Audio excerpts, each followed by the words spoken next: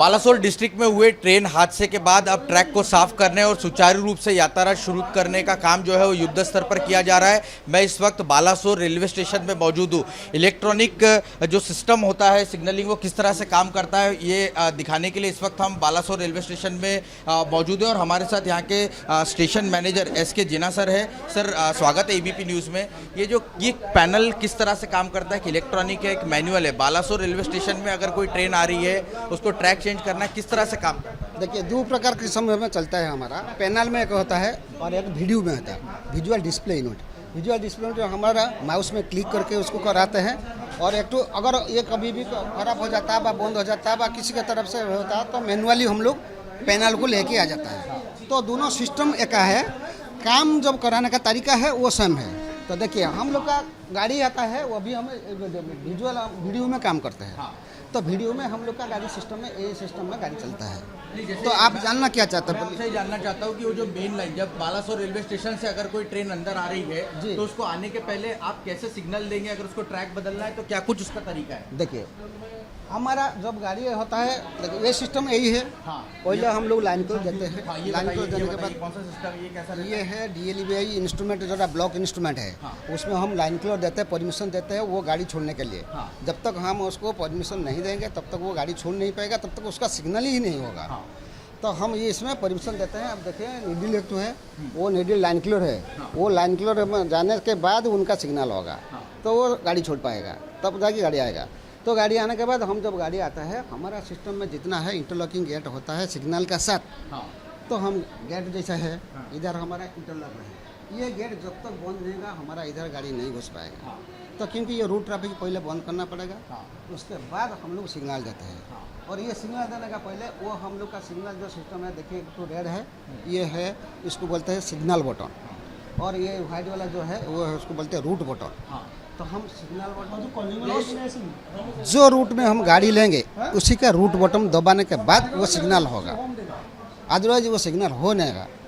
आप चाहेंगे तो वो सिग्नल बटन दबा के और दूसरा लाइन का बटन दबाएंगे वो होगा ही नहीं, कैसे हालत में नहीं होगा।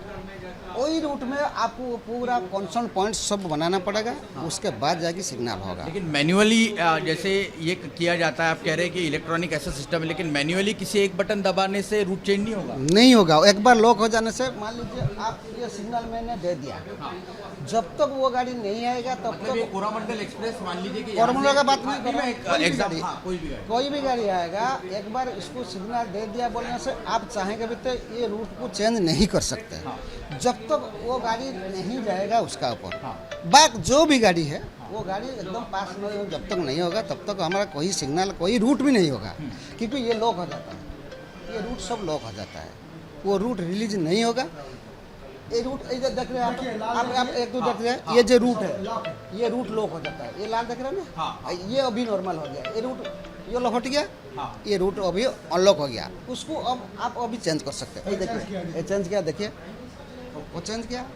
वो एक बार यदि लॉक हो गया रूट, वो रूट लॉक नहीं तब तक नहीं होगा, आप चेंज नहीं कर सकते जब तक उसका ऊपर वो गाड़ी नहीं जाएगा। लेकिन जैसा मैं यहाँ का नहीं पूछ रहा हूँ, जो हादसा आगे यहाँ से करीबन 20-30 किलोमीटर आगे हुआ, वहाँ पर जो मोटा मोटी चीज़ समझ में आ रही है कि जो कोरामंडल एक्सप्रेस आ रही थी वो दूसरे रूट पर चली गई। ऐसे में आप लंबे समय से इसमें काम कर रहे हैं, तो क्या मोटा मोटी लगता है कि क्या हुआ होगा? क्या कोई गलत बटन या ऐसा कुछ आपको लगता है कि हो सकता है? नहीं, वो गलत बटन नहीं होगा।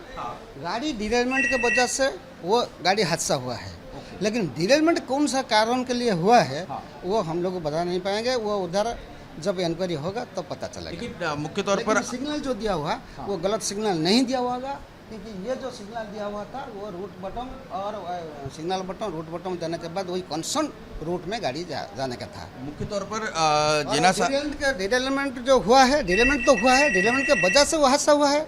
लेकिन डिरेलमेंट जब हुआ है वो गाड़ी कैसे इस तरफ आ सकता है, उस तरफ भी जा सकता है। तो डिरेलमेंट क्यों हुआ वो उसका रीज़न हमको पता नहीं है, वो इंक्वायरी के बाद पता चलेगा। लेकिन मोटा मोटी क्योंकि लंबे समय से आप काम कर रहे हैं, डिरेलमेंट की क्या वजह हो सकती है अगर प्राइमरी तौर पर देखें तो आपको क्या लगता है कि क्या किन कारणों की वर्ष हो सकता है? 3-4 कारण हो सकते हैं। वो सुनिए, वो स्टेशन का हम नहीं बता पाएंगे, और वो उनके लिए वो सुपरवाइजर कैटेगरी रहते हैं, वो लोग इंक्वायरी करने के बाद ही प्राइम फेसिस अगर निकालते हैं उसके बाद वो बता पाएंगे। मोटे तौर पर जिन्ना साहब का साफ तौर पर कहना है कि बिना यहाँ से सिग्नल दिए कोई भी गाड़ी का जो ट्रैक है वो चेंज नहीं किया जा सकता, और इस तरह की जो मुख्य तौर पर जो सामने बात निकल कर आ रही थी वो ये थी कि डिरेलमेंट की वजह से ही इतना बड़ा हादसा हो गया। लेकिन अभी बहस इस बात की छिड़ी हुई है कि क्या इंटरलॉकिंग सिक्योरिटी सिस्टम में कोई बदलाव किया गया जिसकी वजह से ये हादसा हुआ। इसको लेकर भी जब रिपोर्ट सामने आएगी उसके बाद ही तस्वीर जो है साफ हो पाएगी। लेकिन रेल मंत्री अश्विनी वैष्णव ने इस बात की ओर साफ इशारा किया है कि जो रूट कॉज है उसके बारे में रेलवे डिपार्टमेंट को पता लग गया है, और जल्दी इसकी जो रिपोर्ट है वो रेलवे डिपार्टमेंट को सबमिट होने के बाद जो दोषी है उन पर कार्रवाई की जाएगी। कैमरा पर्सन आसिफ के साथ Raunak Kukde, ABP news, Balasore station, Orissa. ABP Majha, उघडा डोळे बघा नीट।